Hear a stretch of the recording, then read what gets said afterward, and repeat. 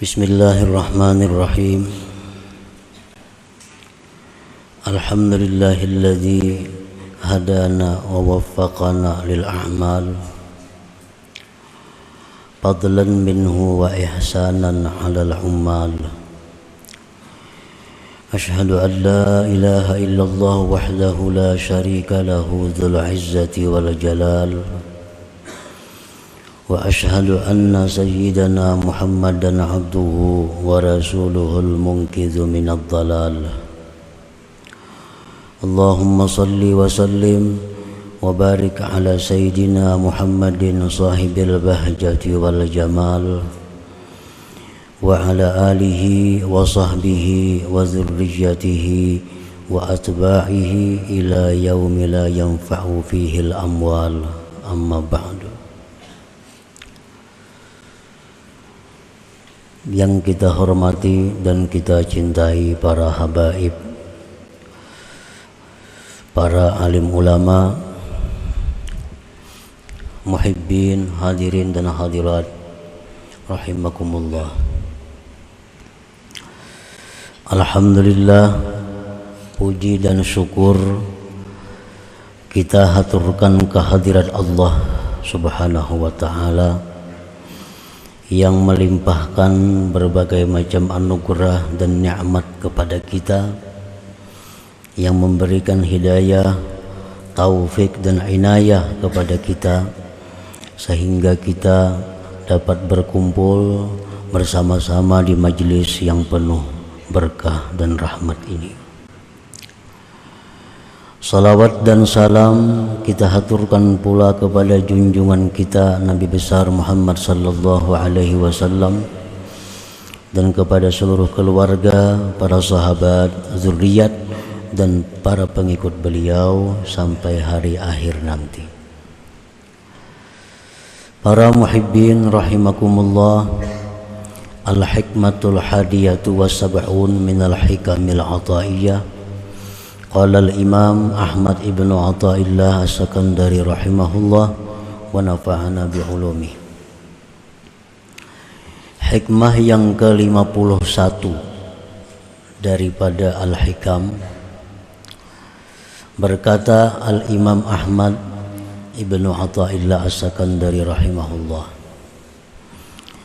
la amala arja lil qabul min amalin yagibu anka syuhuduhu wa yahtakiru indaka wujuduhu.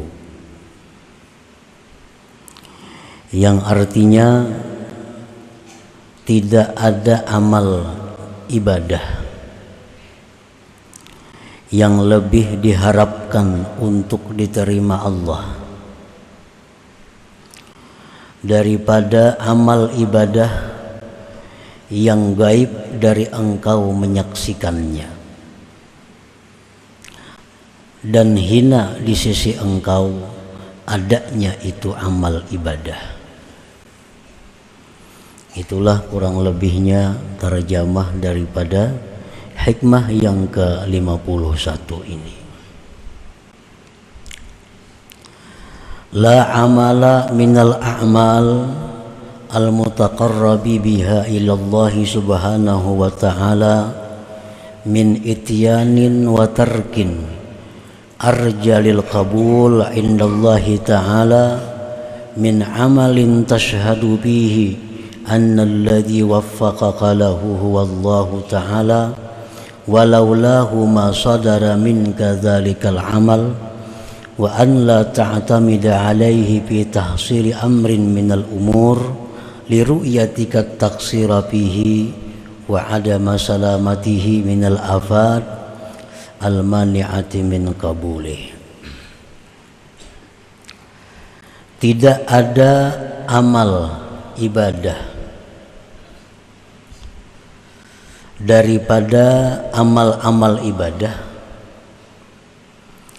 yang dijadikan pendekatan dengan amal ibadah itu kepada Allah Subhanahu wa ta'ala, baik daripada melaksanakan perintah seperti sembahyang, puasa, zakat, wa tarkin dan meninggalkan larangan, yang lebih diharapkan untuk diterima di sisi Allah Ta'ala daripada amal ibadah yang kamu saksikan pada amal itu, bahwa yang memberi taufik kepada engkau bagi amal itu adalah Allah Subhanahu wa Ta'ala. Dan jikalau tidak ada taufik dari Allah, tidaklah timbul, tidaklah muncul, terbit daripada engkau yang demikian amal ibadah itu. Dan bahwa tidaklah engkau berpegang atas amal itu pada menghasilkan perkara daripada perkara-perkara, karena melihatnya engkau akan kekurangan pada itu amal, dan melihatnya engkau tiada selamat itu amal daripada penyakit-penyakit yang mencegah bagi diterimanya amal itu. Para muhibbin rahimakumullah, pengarang ini di dalam hikmah yang ke-51 ini membicarakan masalah sebab amal diterima Allah.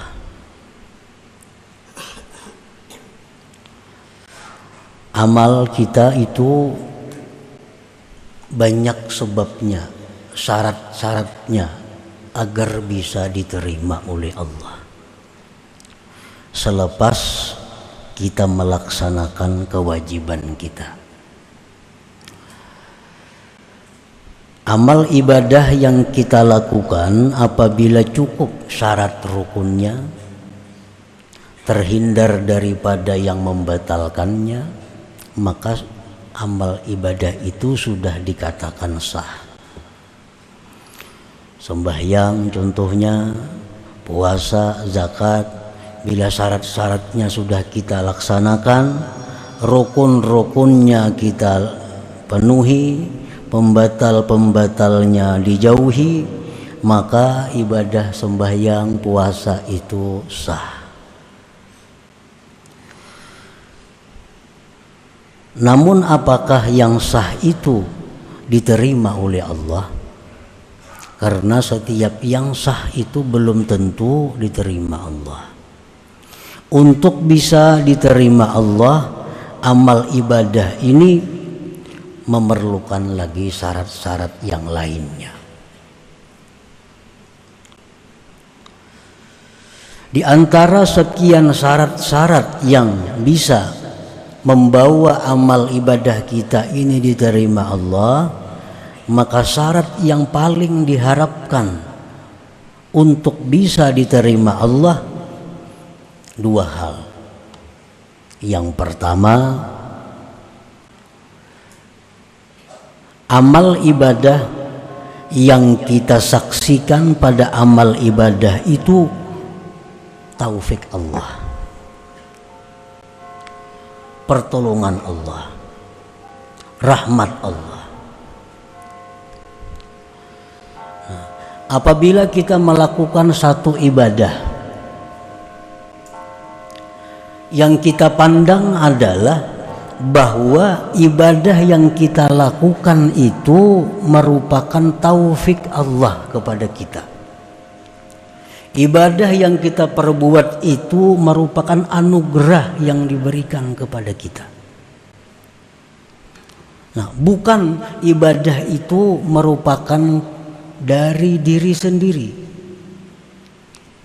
Apabila kita bisa memandang ibadah kita itu sebagai anugerah Allah, apabila kita bisa memandang bahwa ibadah itu adalah taufik Allah, bukan dari diri kita sendiri, nah ini harapan kuat ibadah itu diterima Allah. Harapan kuat. Yang kedua, ibadah yang kita lakukan itu tidak kita jadikan sesuatu yang menghasilkan baik derajat, baik keluasan rezeki, baik surga atau lainnya. Aku pangdahulu tuh hukma amalakan itu, nah akhirnya aku murah rejeki, Nah, ini ngarannya berpegang kepada amalan. Nah, bila kita macam itu halnya, ini salah satu sebab yang mencegah diterimanya itu amalan. Amalan-amalan yang telah kita lakukan itu jangan kita perpegangi, jangan kita bikin andalan. Sebabnya apa? Sebabnya kita tahu bahwa amalan yang kita lakukan itu banyak rusaknya. Kita tahu bahwa amalan yang kita perbuat itu banyak aibnya. Jadi janganlah kita berpegang kepada amalan-amalan yang kita lakukan itu. Yang kita pegang adalah rahmat Allah yang diberikan kepada kita. Bila dua hal ini ada di dalam satu amalan, maka itu adalah tanda yang kuat bahwa amal ibadah kita itu diterima di sisi Allah Subhanahu wa ta'ala. Kita umpamanya sembahyang kita itu kita saksikan bukan dari diri kita, tetapi sembahyang itu adalah semata-mata anugerah Allah. Demikian ibadah lainnya. Yang kedua, sembahyang itu kada bisa aku jadikan sebagai alat, aku jadikan sebagai sebab untuk mencapai sesuatu. Karena sembahyangku itu banyak rusaknya. Jadi yang aku harapkan bukan dari sembahyang itu, yang kuharapkan adalah rahmat Allah yang melimpah kepadaku. Nah, bila dua hal itu ada pada satu sembahyang, maka sembahyang itu harapan besar diterima oleh Allah Subhanahu wa ta'ala.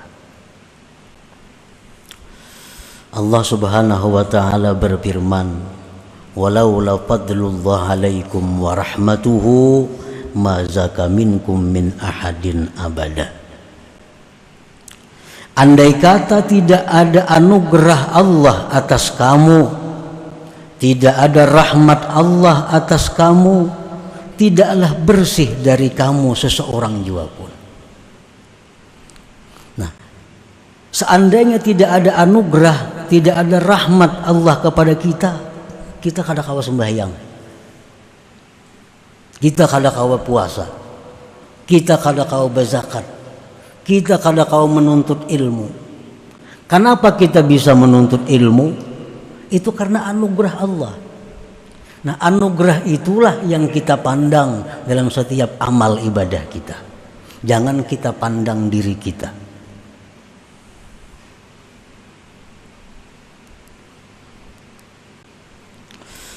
Ibadah yang kita perbuat itu jangan dibesar-besarkan.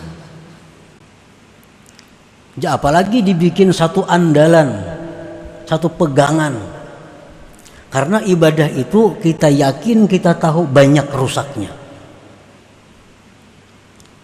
Dan ibadah itu kullama suggirat kaburat.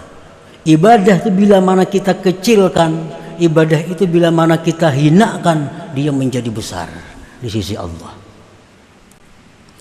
Wa idza kubbirat sagurat. Ibadah itu bila kita besarkan, ibadah itu bila kita andalkan, dia jadi kecil di sisi Allah, bahkan bisa tidak ada sama sekali di sisi Allah. Jadi yang kita pegang, yang kita andalkan adalah bukan ibadah yang kita perbuat, tetapi rahmat Allah Subhanahu wa ta'ala. Itu yang kita harapkan, yang bisa menyelamatkan kita, yang bisa membuat kita sukses, bukan ibadah kita, tetapi rahmat Allah Subhanahu wa ta'ala. Rasulullah sallallahu alaihi wasallam bersabda, "Ma minkum min ahadin yunjihi amaluhu." Qalu wala anta ya Rasulullah. Qala wala ana illa ayyataghammadani Allah birahmatih. Tidak ada daripada kamu seorang pun, kata Rasulullah, yang diselamatkan oleh amalnya di akhirat. Andai kata kita dihitung dengan amal semuaan kita ini masuk neraka. Tidak ada seorang pun dari kalian yang bisa menyelamatkan akan dia oleh amalnya.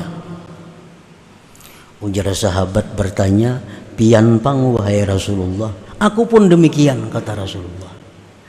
Kecuali bahwa Allah melimpahkan kepadaku dengan rahmatnya. Nah, jadi kita jangan dengan sembahyang ini supaya jangan masuk neraka, dengan sembahyang ini supaya masuk surga. Kebiasaan seperti itu ditinggalkan. Ditinggalkan. Aku berharap dengan sembahyangku ini aku bisa ke surga. Dengan sembahyangku ini aku terhindar daripada ke neraka.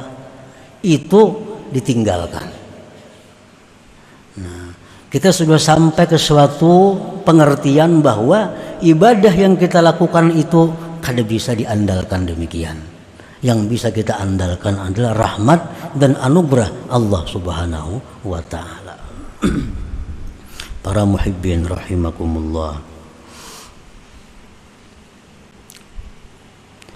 Nah, ini jangan diartikan bahwa kada perlu sembahyang, jangan diartikan demikian. Mun itu kada perlu puasa, kada kawa diandalkan juga. Mun itu kada perlu sembahyang, kada kawa diandalkan juga. Nah, bukan diartikan demikian.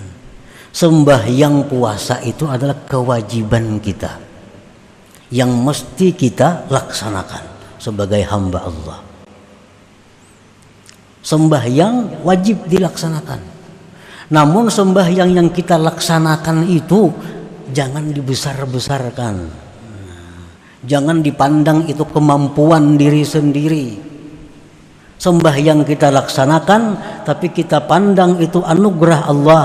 Kita pandang bahwa itu adalah rahmat Allah. Bukan meninggalkan sembahyangnya.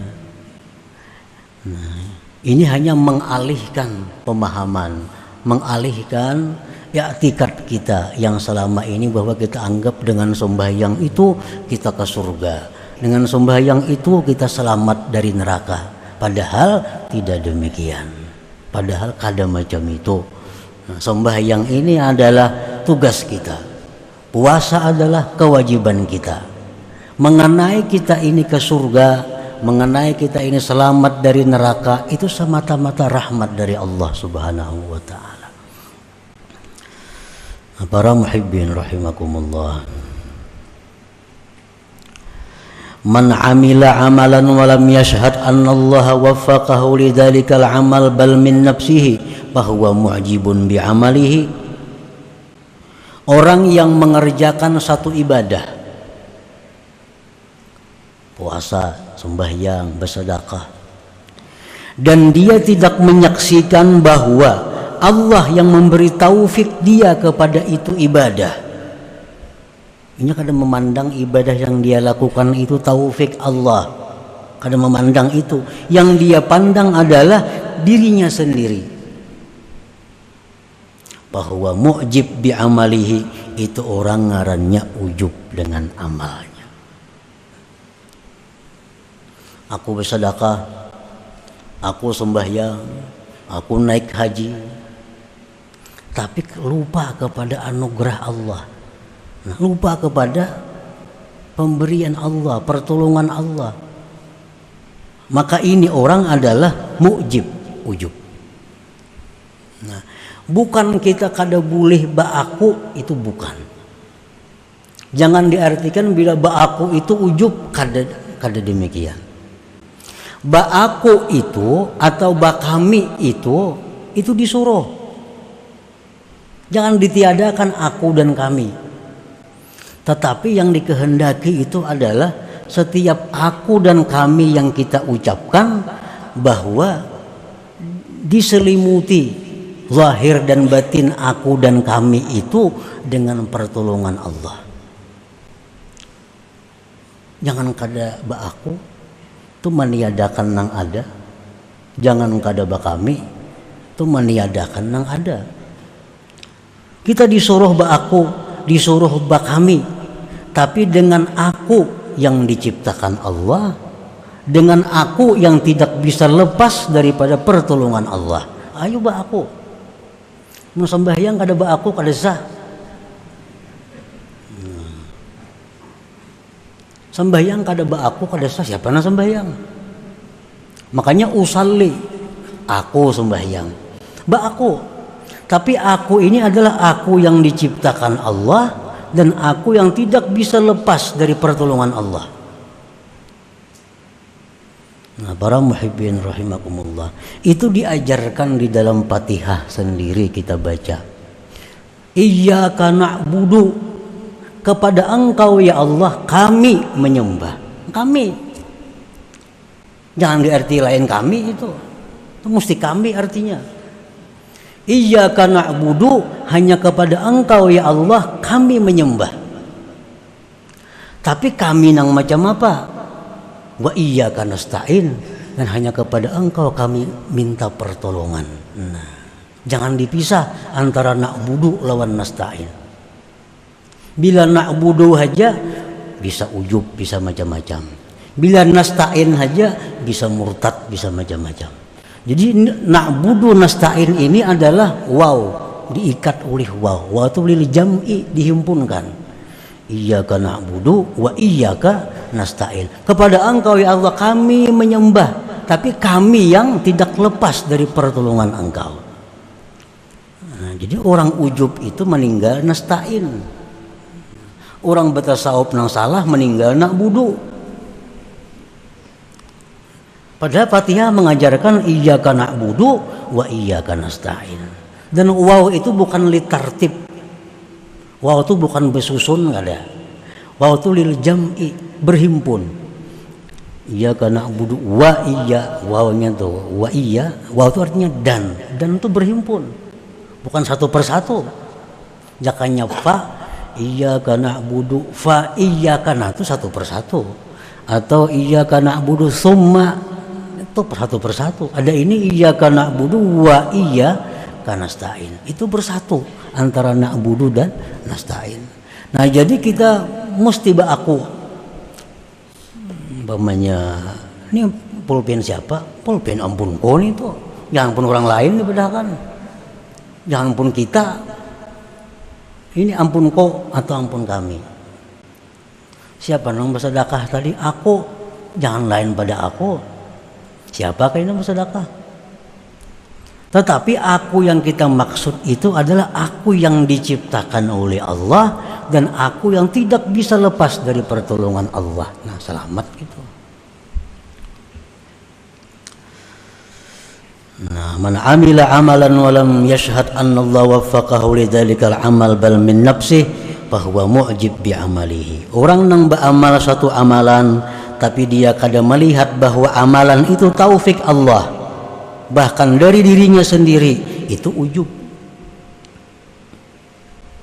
Al-ujubu minal muhlikat, ujub itu adalah membinasakan, baik membinasakan dirinya, membinasakan amal perbuatannya. Dan ujub ini merupakan salah satu sumber dari sumber macam-macam kejahatan. Para muhibbin rahimakumullah, kenapa orang itu agak asalnya dari ujub? Kenapa orang itu mau ria? Karena asalnya dari ujub. Kenapa ria? Melihat aku nang bama. Kada ingat lagi lawan nang nasta'innya tadi. Nah, itu mau ria. Kenapa sombong? Karena nak budunya aja diingkutinya, nasta'innya kada. Kenapa kikir? Bakhil? Karena nak buduh aja. Kenapa orang kikir? Merasa nang becari itu inya. Nang becari itu merasa inya. Aku lapah mengumpulkan tunggal ribuan duit nih. Tunggal ribuan mengumpulkan lapah. Nah, nang merasa inya, nang datang inya nang peroleh rezeki itu merasa milik ampunnya. Dari situ kikir. Pada andai kata dia merasa bahwa rezeki itulah anugerah Allah, inya kawa turun ke pasar itu pun anugerah Allah, kada akan kikir.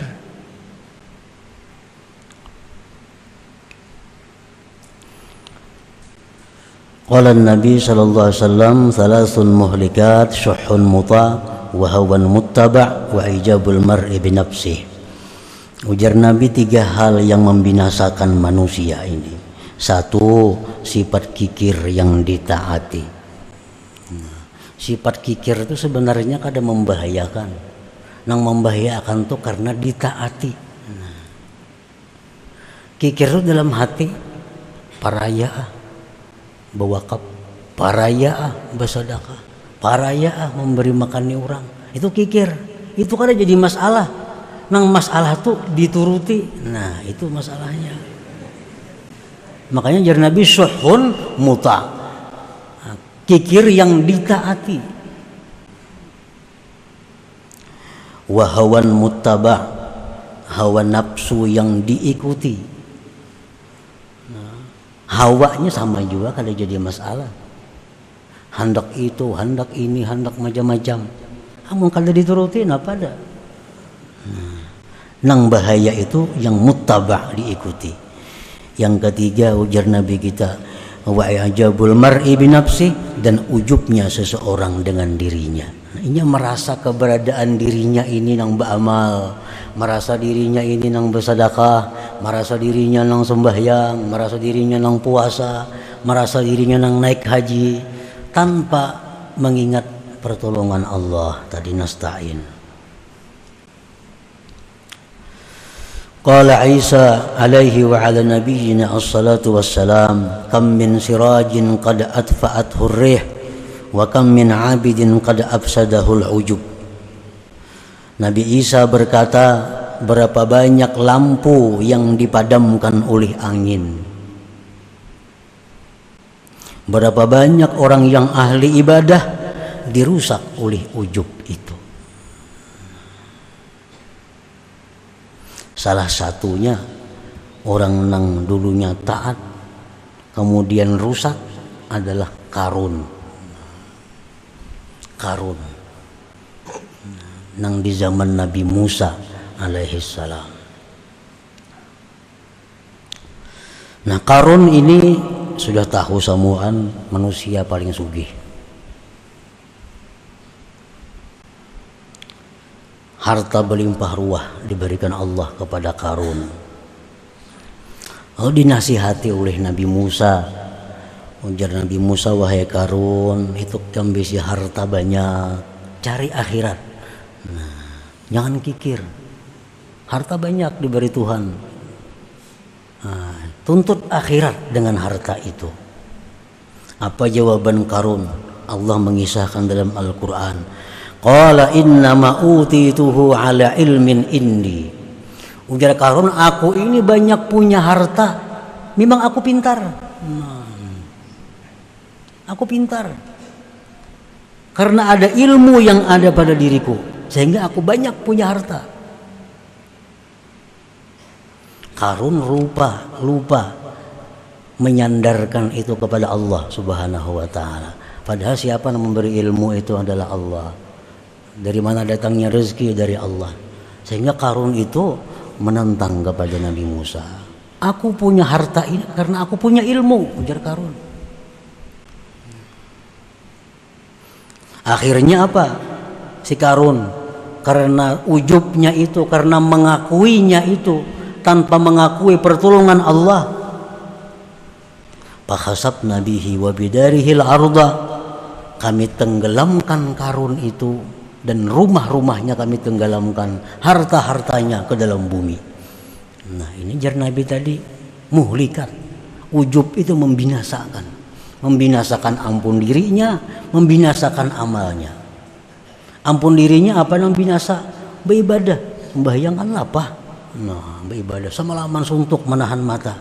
Tapi karena dia merasa itu dirinya bukan pertolongan Allah, binasa. Nah, para muhibbin rahimakumullah, wa man amila amalan wa'tamada alaihi fahuwa mudillun 'ala Allah bi'amalihi wa amalul mudilla yurfa' ila Allah taala. Orang yang beramal satu amalan kemudian dia berpegang atas amalan itu, Nya menganggap bahwa amalan-amalannya ini kawa dia pegang bisa menyelamatkan inya. Nah, orang ini ngarannya adalah mudillun alallah. Arti mudil alallah itu orang ini merasa punya tempat di sisi Allah. Orang ini punya tempat di sisi Allah. Apabila kita merasa punya tempat kedudukan mulia di sisi Allah, amal kita tidak sampai diangkat kepada Allah. Tidak sampai diangkat kepada Allah. Rasulullah SAW bersabda, Inna salatal mudil la turfa'a fawqa ra'sihi. Sembahyang orang yang merasa punya tempat di sisi Allah, merasa punya kedudukan di sisi Allah, itu tidak liwat atas kepalanya. Nah, kalau sampai ke hadirat Allah. Nah, para muhibbin rahimakumullah, dikisahkan di dalam kitab Ihya Ulumuddin bahwa seorang ahli ibadat yang sudah berapa puluh tahun ibadah kepada Allah,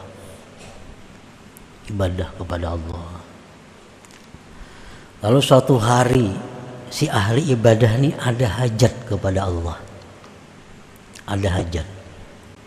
lalu dia berdoa kepada Allah, ya Allah, hamba ada hajat kepada Engkau, hamba minta ini. Doanya kayak itu. Kada dikabulkan Allah. Sehari, seminggu, sebulan, setahun, kada kabul. Lalu ujar si ahli ini, kalau aku minta kepada Allah, doaku tuh kada dikabulkan Allah, berarti aku ini orang yang jahat di sisi Allah. Berarti aku ini kada punya kedudukan di sisi Allah. Buktinya doa aku kada kabul. Jakanya aku ini ada kedudukan di sisi Allah, doa aku tuh kabul.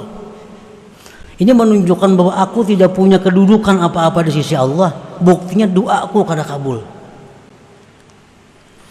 Nah, Allah Subhanahu wa Ta'ala menurunkan malaikat untuk menemui ahli ibadat ini. Katakan kepada ahli ibadat bahwa kamu merasa tidak punya kedudukan di sisi Allah, itu lebih afdal daripada ibadah kamu yang 60 tahun itu. Kita beribadah 100 tahun, lalu kita merasa punya ada pangkat di sisi Allah, ini hancur ibadah kita. Kenapa? Karena kita ada mengandalkan ibadah. Nah, para muhibbin rahimakumullah, jadi kesimpulan yang ke-51 ini adalah dua hal, bahwa bila kita melakukan ibadah, pandanglah pertolongan Allah, pandanglah anugerah Allah yang membuat kita bisa demikian.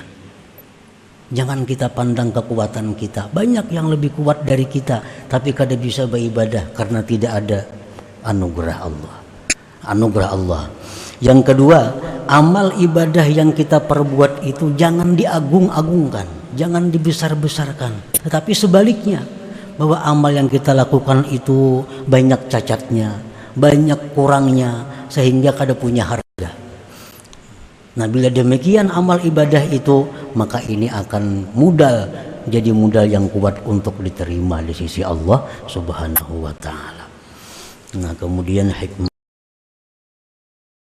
yang ke-52 ila hadratin Nabi sallallahu alaihi wasallam, al-Fatihah.